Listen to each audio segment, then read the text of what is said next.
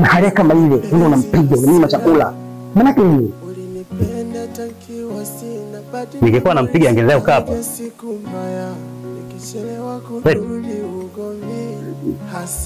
Wewe akija una. Unajua kama kile nini? Yaani mwanamke unampiga, kula kumpi chakula. Hapa angalia mpiga na mshaondoka. Sikiza nikwambie. Yule ni watu. Na wewe ndio unatafuta mtu mmoja penzi. Nikao unamchoka, mpeleke nyumbani kwao. Sio unasema tatizo nini?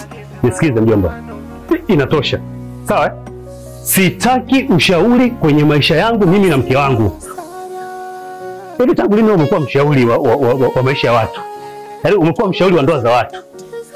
Mimi nishakushauri juu wewe na mke wako. Wakati namtafuta, sawa? Sikukushirikisha? Sawa? Kwa leo wewe usijifanye wewe eti kihelehele wa kunishauri mimi. Umeelewa vizuri? Una kihelehele ndio. Simango mpaka yako. Mimi ni mjomba wako.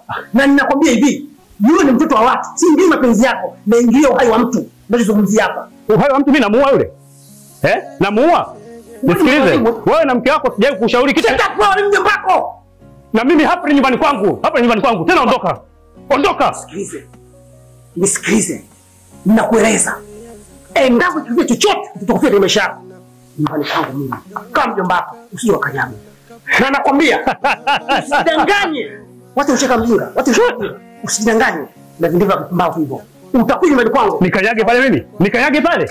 Mimi nakuja. Hutoniona nakanyaga kwako hata siku moja. Kielehele wa maisha ya watu wewe. Eti mshauri. Nishakushauri juu wewe na mke wako.